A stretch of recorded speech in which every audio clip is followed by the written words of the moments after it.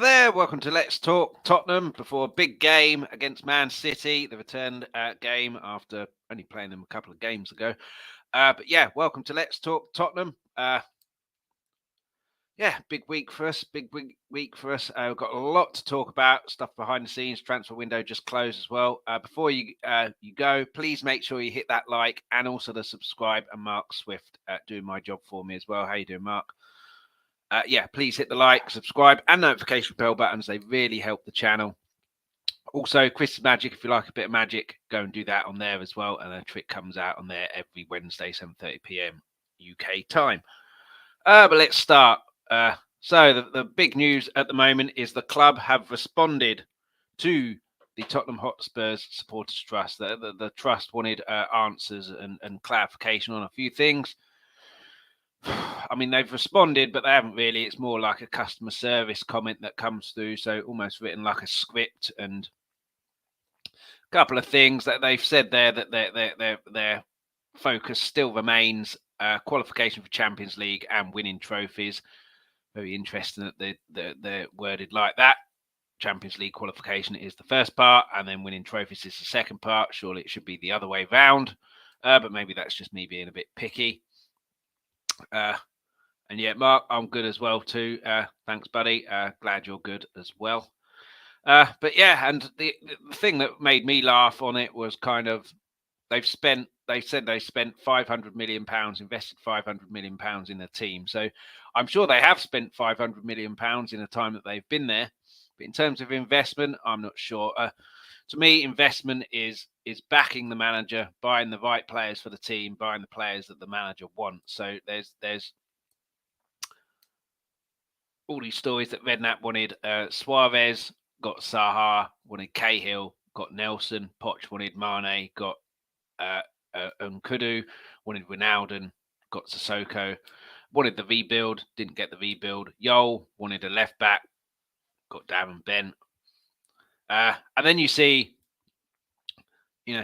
whether he wanted Ndombele and Lo Celso, Pochettino, I'm not sure, but they weren't fit. They weren't right for the team. So in that respect, there's been, maybe £500 million spent, but very wasteful. A lot of it wasted. There have been good stuff. There have absolutely been good stuff.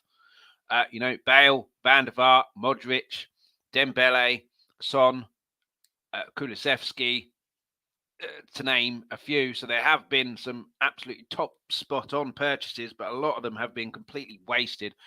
And you look at Ndombele and Lo Celso, that's 100 million right there. So that's 20% of what they've actually spent, 500 million. So on two players, we've wasted a lot of money. So it needs to be, invest the money. It is invest the money, but it has to be invested correctly, and it has to be invested in what the manager wants.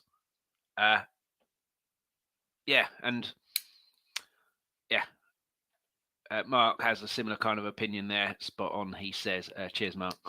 But yeah, it's just. But to me, it just read like a cut. I've had to deal with the HMRC and other people this week, so it just. You speak to customer service people, and it's just almost like a script that's written. They're not actually responding to what you actually say.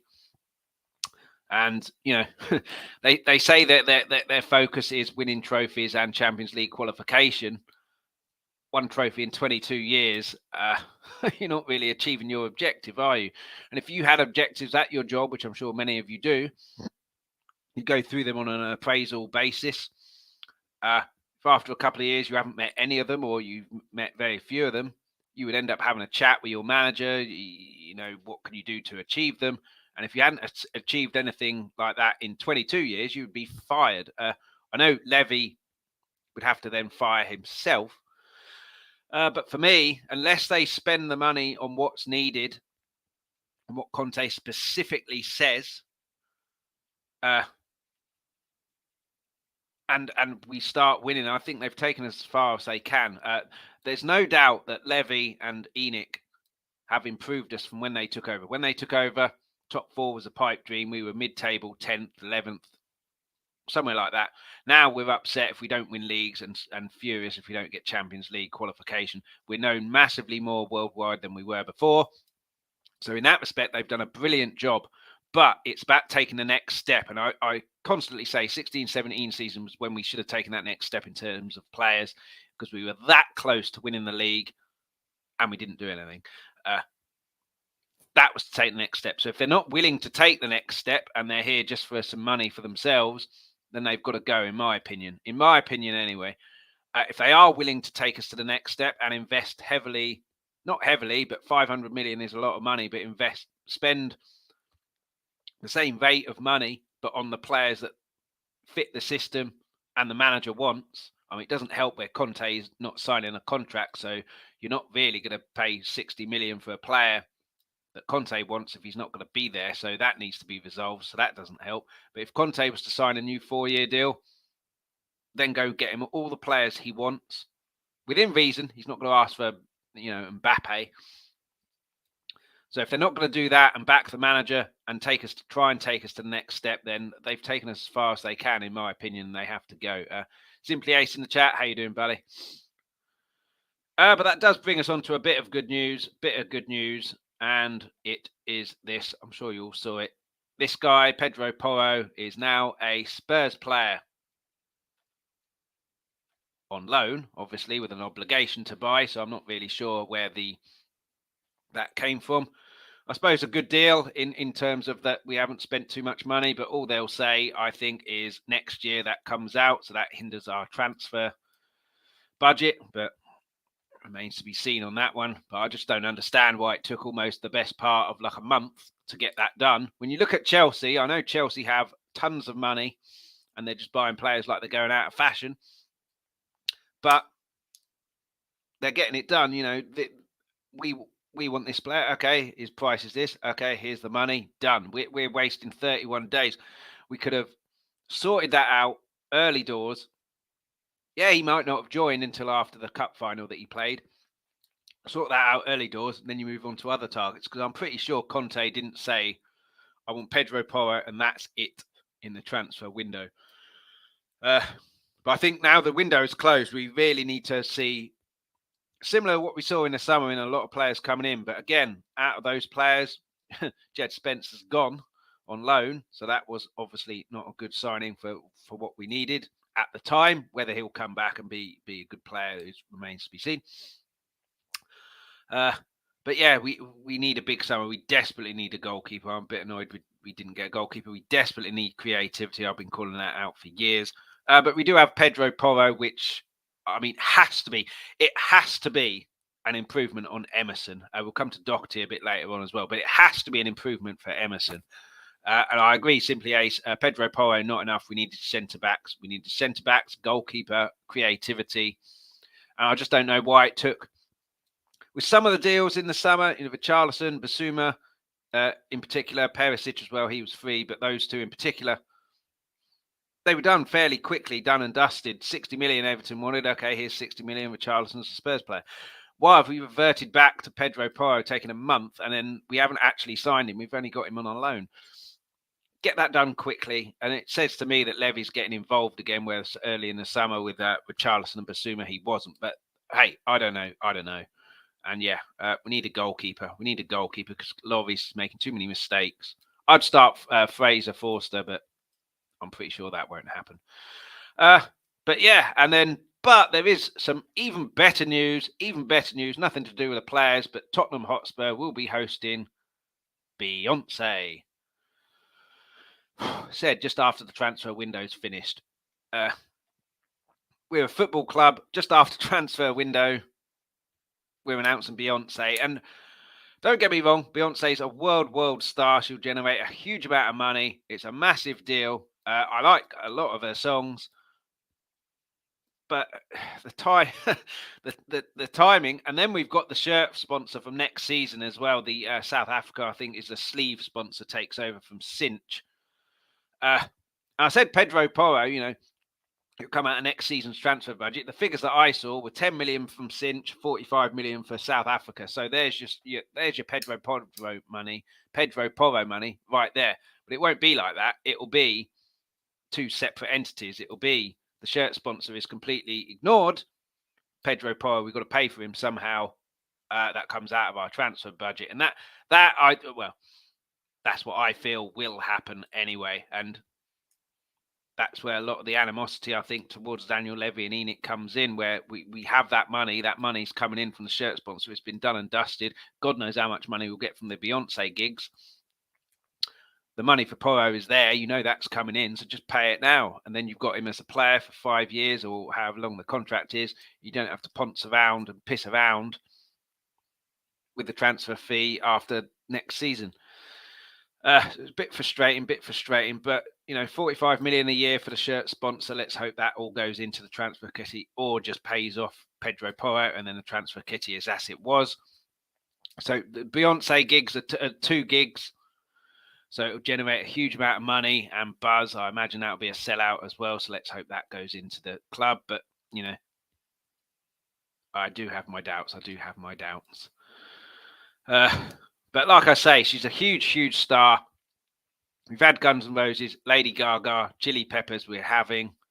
Beyonce is above those, in my opinion, in terms of star power. She's huge.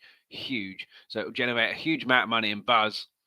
But we're a football club. We should, shirt sponsor from next season. That's all fine and dandy, but we need stuff this season. We don't need stuff for next season. Go and do that on, have your Todd Klein or whatever his name is, do that, and then have your football people going and signing players. But we've pissed around with Pedro Porro.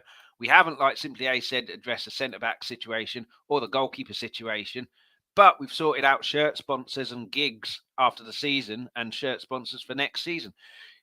There's no seemingly proactivity going on here. It's all reactive, and it's going to be too late to address these centre-backs, goalkeeper creativity next season or in the summer when we're trying to get Champions League and trying to win an FA Cup or potentially a Champions League this season. So it's very frustrating. It's very frustrating that the way these things come about, and then the club's response, like I said, a customer service announcement almost. But yeah, shirt sponsor from next season, Beyonce at the end of the season. What about this season? We've got Pedro Porro, but like Simply A says, not enough. And then we come on to this guy, Matt Doherty. I don't mind Matt Doherty. He's obviously not a world beater and absolute top class in terms of what we need, but he always gave his all, and he was showing signs, certainly at the end of last season, that he could become back to his best. But what a fiasco with him going. He's gone because we've sent 8 players out on loan, which is the maximum. We were going to send him out on loan, international loans, mind you. And we were going to send him out on loan, but we couldn't because we already had 8. So let's just cancel his contract. So who at the club is counting these loan deals is anybody's guess. How you can not realise that you've got 7 or 8 already, and then you're trying on the 9th, which is against the rules. I know he only has 6 months on his contract, so he probably wouldn't have been renewed anyway. But for me, he's better than Emerson. Pedro Porro is now first choice right wing back, but now Emerson is second choice. So if anything happens to Porro, we're still in the same situation that we were. Whereas Doherty, I think, is a better scenario if anything happened to Pedro Porro. Plus, as well, Doherty has a really good working relationship on the pitch with Kulusevski, and he's popular with the squad. So it's just an absolute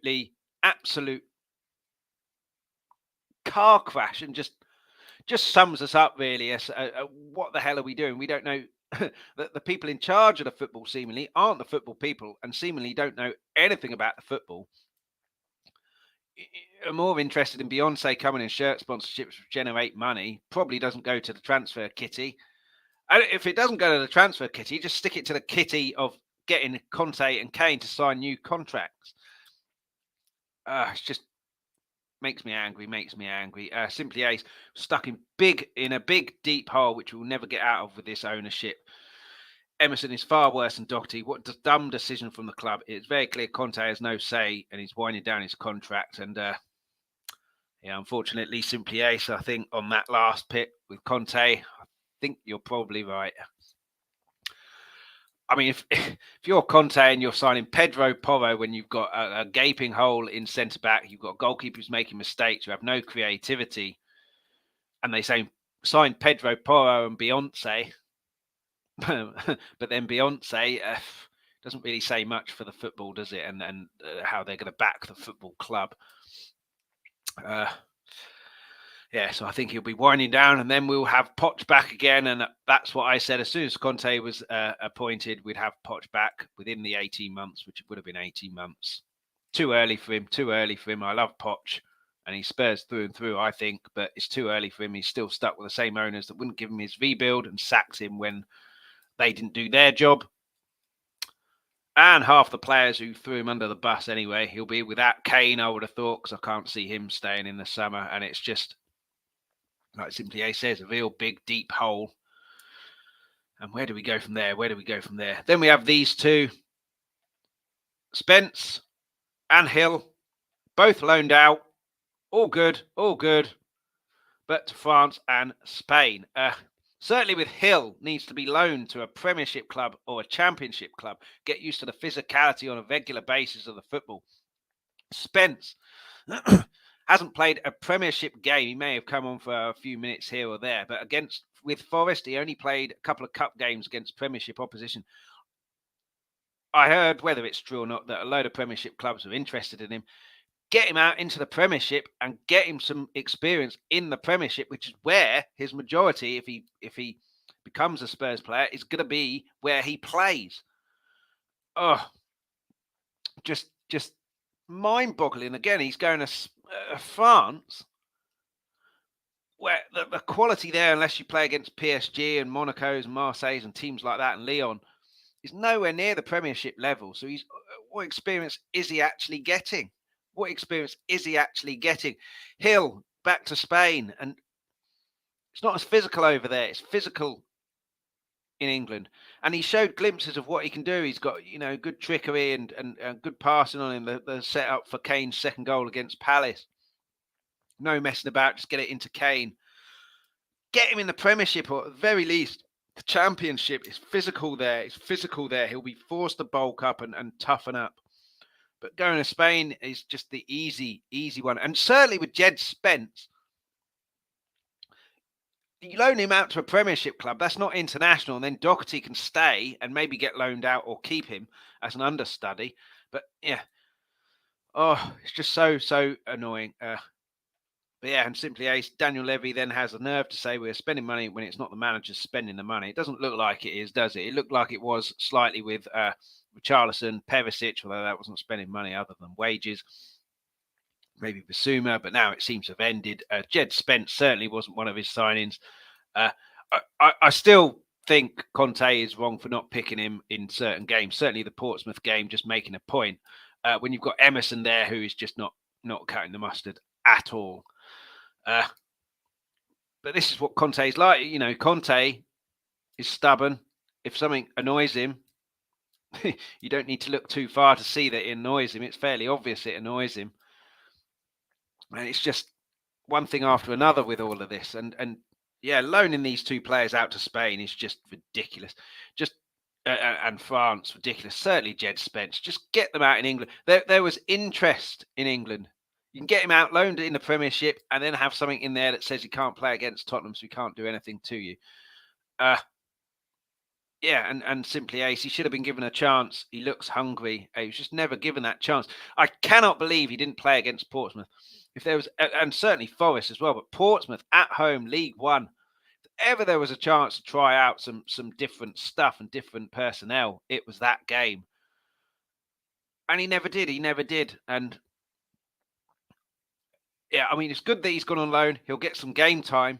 But for me, it needed to be in England. It needed to be in the Premiership. Because that's where he's going to be playing, and he's never played there. League 1 or whatever it's called. I think that's what it is.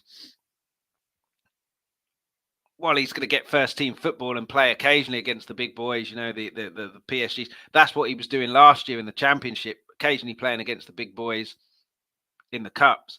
He needs to be playing regularly against the big boys, and a lot of the lesser teams in the Premiership, shall we say, with all due respect, are better than a lot of the good teams in France, PSG aside and Lyon aside.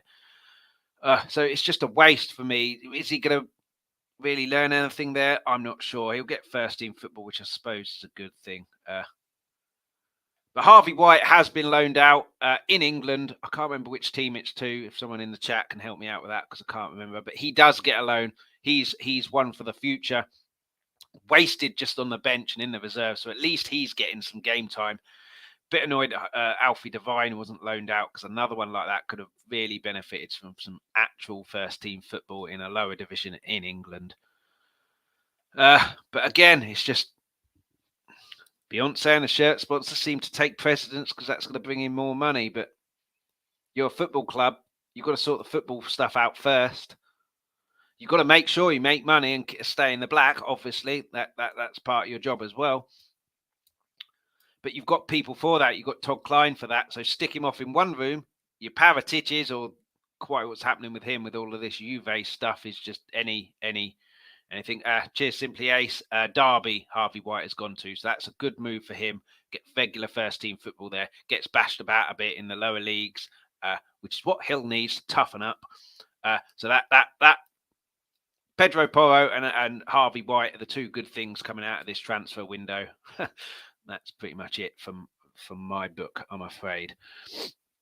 But yeah, where was I? Yeah, so you need to make sure you're in the black, which we will, and obviously these things will help out. But stick Todd Klein and Daniel Levy in one room, sort all the Beyonce stuff out, the shirt sponsors out. Stick Paratici, Conte in another room. You got Daniel Levy on speed dial. We need this much money. Yeah, that's fine. Go and negotiate and go and get your men.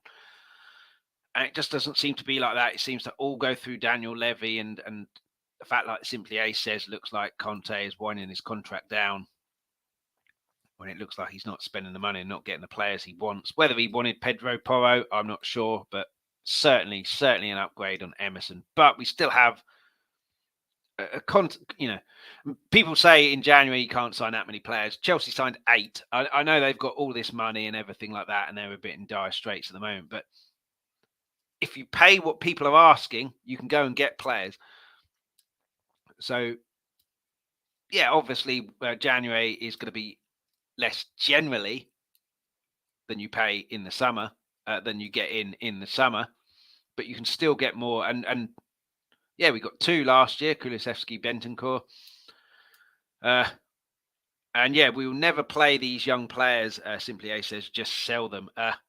Well, if Conte does wind his contract down and then Poch comes in, then they will start, because Alfie Devine, I'm pretty sure, will be brought in, and probably Harvey White, Dane Scarlett as well. Maybe not this year, but the year after. Poch brought through Kane. I know Kane's a world star now, but at the time he was 21. He wasn't really that well known. He'd had a few loan deals to championship clubs, which wasn't setting the world alight. He also brought Bentancur through. Harry Winks through. We know what's happened with him. In terms of Dele Alli, that was obviously scouted. We need a player who can do this. Dele Alli fit the bill. 18, came in and was a world star until it's all fallen apart. So if Poch comes in, he will play the young players. If somehow Conte gets another 5-year deal, then he won't, and I agree. But again, these young players, how do you know if they're good enough if you never give them a chance? You've got to give them a chance. Poch gave Harry Kane a chance, and look what he's done. He's becoming our all-time goal scorer. Not yet, but he will be this season. And yeah, if he didn't get given a chance, he'd have gone on loan somewhere else, sold somewhere else, maybe not anywhere near the level that he's at the moment. And yeah, we have so much deadwood that we can't get rid of for free. Yeah, Ndombele screams out with that one. But yeah, we need a big clear out, but we've needed a big clear out ever since Poch went on TV with Gary Lineker and said that. And how many years ago was that now? About 3. So we've had the clear out called, and we still haven't had it. We're still waiting. It's just very frustrating, very frustrating. And he doesn't help himself, Daniel Levy. Whether Daniel Levy is doing everything he can to try and progress us, he doesn't help himself with some of these things. And people will say he has responded, and he has responded. But he also, I don't think, like Conte says, that they should be coming out every week and saying things. But when Villa sold Grealish, their chairman did a video. It's about a 5-minute video explaining exactly what the situation was, why they sold him. and everything like that. And it didn't sound bullshit to me. It sounded like the actual truth. Whereas Levy comes out, says we're going back to the Spurs DNA, and then promptly appoints Nuno, who was the complete opposite of our DNA. So he doesn't help himself just by talking all of this big game and then just doing the opposite. And yeah, summer 2017 was our downfall. I completely agree. That was where we had just finished the season, just behind Chelsea. Go and sign some top quality players. We had the best first 11 in the league, bar none, in that season. Our squad just wasn't strong enough if one of those 11 got injured. Go and get some top quality players in. That then automatically improves your squad. We didn't do that, and now look where we are. And so he doesn't help himself there either. But I'm sure this will drag on and on and on and on and on, and we'll see what happens in the summer. But for the meantime, Man City are coming to town. Haaland, Pep, Foden, and the rest. It's a bit of a tough game. We essentially want Man City to win because we don't want Arsenal to win the league, but we want ourselves to win first and foremost. So therefore, we have to beat City and hope Arsenal lose to Everton. Be a tricky game, I think, for Arsenal there away at Everton with a new manager. He hasn't had a huge amount of time there, Sean Dyche. Didn't really get any players in, but I would imagine he'll steal them up a little bit more than they have been under Frank Lampard, and they might be a bit more difficult to break down. But Arsenal are the league leaders, the runaway leaders at the moment, almost. And if they win that game and we beat City, I think their lead is 10 points over City. They have got City to play twice. So if they did lose both of those, that's 4 points if that scenario at the weekend happened. But yeah, it's a tricky one. We want City to catch Arsenal. Although any other team other than Arsenal, I'd be glad they're winning the league and hope they win the league because I can't stand City, the fact that they've bought everything. Arsenal, they've had a few years down in the doldrums and then they've spent wisely. Exactly the same blueprint we had in 16-17 under Poch, which we threw away in the garbage. They've gone and picked our bins and then got the blueprint and now top of the league. But they've done it. They haven't just spent money that, from a bottomless pit. But it's Arsenal, so I can't have them winning the league. I can't be wanting them to win the league because they've done things the right way. So, yeah, but we have to beat City. We've still got stuff to play for Champions League. There's still half of the season left. Last year, we were bang out of the Champions League race. Last 11 games, 27 points out of 33. Yeah, Arsenal fell apart. But if we had another similar kind of rate of points to that, teams at the top would lose games where we wouldn't be if we had that rate, and then we get in Champions League again. So we've got to win. We've got to win at home as well. And we showed in the game a few weeks previous, we can score against them. And yeah, we can score against them. We've just got to stop them scoring. But yeah, simply ace. Going to get spanked, just Lou at our back line. Just look at our back line and keeper. I mean, yeah, based on what happened in that 4-2 loss, they'll have their tails up thinking, yeah, we might concede a couple of goals, but just put their defenders and goalkeeper under pressure and we can get a hatful and win the game again. So yeah, it's a real tricky game. It's a real tricky game. But who's going to play? Who's going to play? I'm interested to know in the chat who you think will be our starting lineup and who will play. Unfortunately, I think Lloris will start, and I say unfortunately, he has been the best goalkeeper that Spurs have had in my lifetime, but at the moment, he's just not up to it. He's just completely dropped off. So I would start Forster because I think all that will happen is Man City will be saying, pepper their goal, pepper their goalkeeper. Any crosses that you get, certainly corners or free kicks, stick under his bar, put him under pressure because he's an accident waiting to happen. Forster eliminates that. He's big, tall, so it has to be a really good cross away from him. Otherwise, he's going to pluck it out of the air. I'd play Forster. I think Lloris will be starting. Simply as, even if we beat City, doesn't change a thing. If no trophy, our season is a failure and top four does not count. That's true. But at least top four would be something. But FA Cup is where I'm looking now. Off topic of who plays for a second. FA Cup. Arsenal are out. Liverpool are out. We've got a good draw there. Who are we away to? Wrexham or Sheffield United. On paper, it's a good draw. Won't be easy at all. But whoever that is, if we show the same attitude that we showed against Preston, where I looked really professional, I think we'll go through. And then you're into the quarterfinal. And then it's 2 games from Wembley, 3 from winning it. And if, Man City and another big boy, Man United get drawn together, that's another big one out. So we have to be looking at the FA Cup. We have to be looking at the FA Cup because you need a little bit of luck, but we can win that. We can win that. We can't win the league. We can win the Champions League because we're still in the hat, but very, very, very unlikely. FA Cup. If we can win the FA Cup, get 5th, successful season. Don't win a trophy, get 4th, okay season. No trophy, don't get top 4, terrible season. But yeah, no FA Cup, no trophy, and 4th, okay season. We were okay 5 years ago. Okay ain't good enough now. We want to be pushing on. And the first trophy, if you can get a trophy, that'll convince Kane to stay, I think, potentially, possibly Conte. And then you can push on from there. And then it's about whether you push on in the transfer window. But like I said, I don't think we will in the transfer window. So for me, Levy, Enoch have taken as far as they can go. But with this shirt sponsor and Beyonce, we just make them so much money. So I don't really think they'll go anywhere, unfortunately. But anyway, back to City. So I think Pedro Porro will come straight in. And also what that will hopefully do is it will stop Romero having to cover that right side, which he does for Emerson.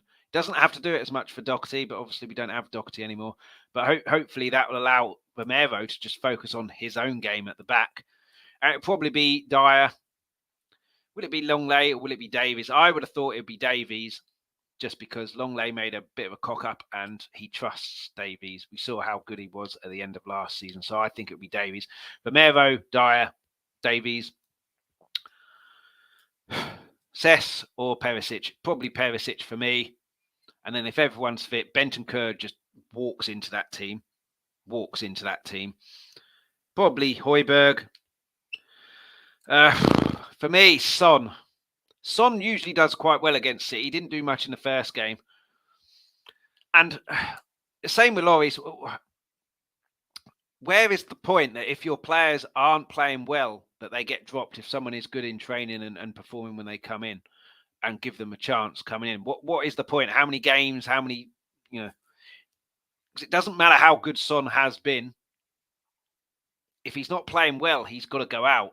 And that will give him a bit of a fire. We saw how fired up he was against Leicester when he came on. And what a super sub to come on. So for me, controversial, maybe. But my front 4 would be Kane up top, obviously. Kulusevski. Top 3 up top, sorry. Yeah.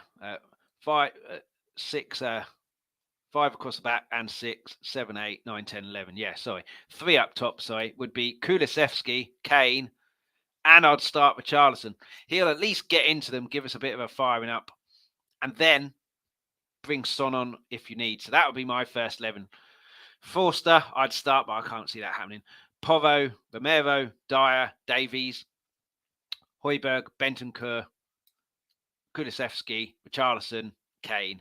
That would be mine, but I don't think it would be like that. And we are without Conte, most likely. He had an operation. Hopefully he's doing okay and recovering well, but Stellini is doing the press conference today. So to me, that says he's not going to be around. And even if we get to the final with all big teams out, we would still not win it. We have a weak mentality. That's true. But a cup final is a one-off game at least, rather than a let's go to form and let's go to how previous cups have been. And Conte's never been in the final with us before, so we'll see. A long way to go on that one, Simply Ace. But someone said to me the other day, I think it was on here, that they can see a City Spurs final, and we have beat City in the past. We've shown we can score against them, and you never know in a one-off game. But yeah, and that comes to here. Can we beat them? Simply Ace says no. He thinks we'll get spanked. What's your prediction, Simply Ace, on the scoreliner? Your comment there makes it seem like a 4-0 or something absolutely battering like that. But part of our downfall is playing players out of form constantly, and that is how our managers of recent years have been sacked. Yeah, certainly with Conte, I don't know how long he persists with Lloris and Son. I don't know why he still is. Like I said, when is enough enough? When is enough enough? And simply it's 3-1 to Man City, which not as bad as I thought you were going to say, but still not good because we lose the game and we lose ground on those above us. The only positive in that is that they don't fall behind any more than Arsenal. Well, probably a bit extreme based on the fact that how our defence have been and goalkeeper have been. I mean, it could be anything if they're on one of their awesome days. Yeah, we will see. We will see. I think we can win. I always think we can win. We're at home. We can certainly score goals against them. It's just keeping them out, and you can keep them out if you're playing on form. If our defenders and goalkeeper are going to play mistake City again, we're going to get destroyed. We're going to be destroyed because...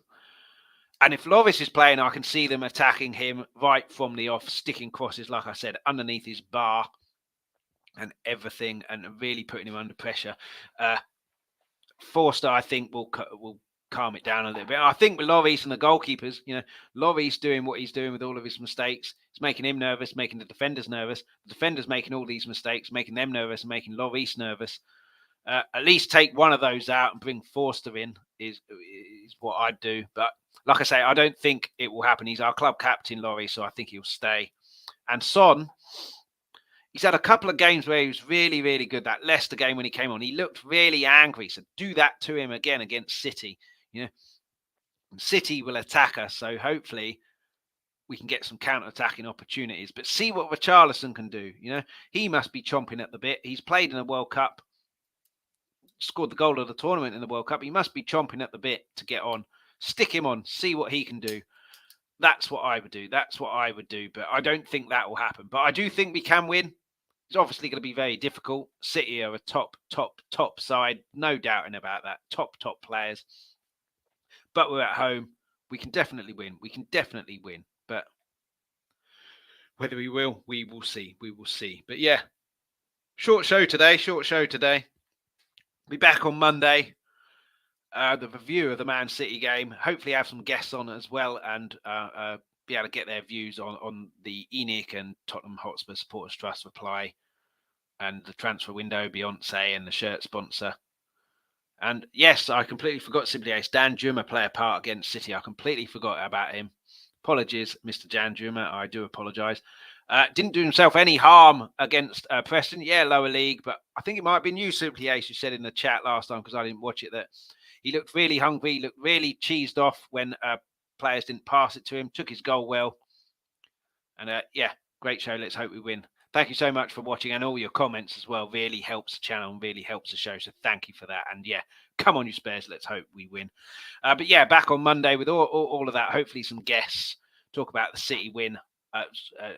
Win against City, I should say. Let's hope we can do that.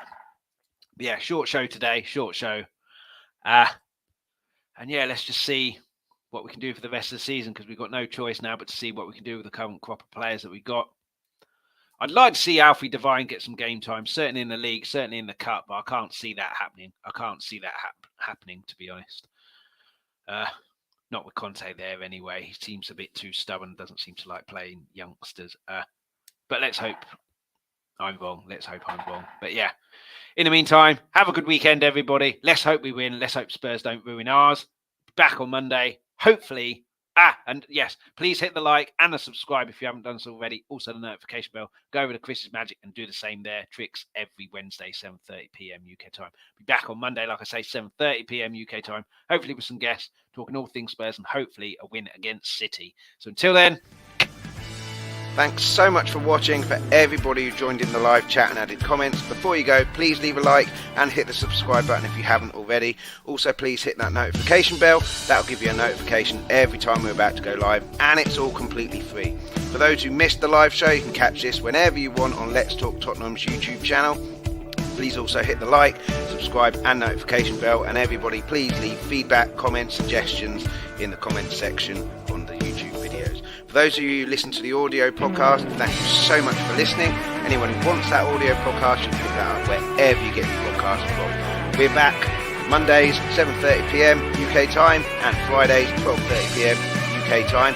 Alternatively, if you go to Twitter at @LTalkTottenham, Instagram Let's Talk Tottenham Podcast, you'll find all the information there. Anyone who wants something a little bit different, also do a magic show. So I do one trick a week, which drops Wednesday 7:30 p.m. UK time. Chris's Magic on YouTube is where you'll find that. But in the meantime, come on,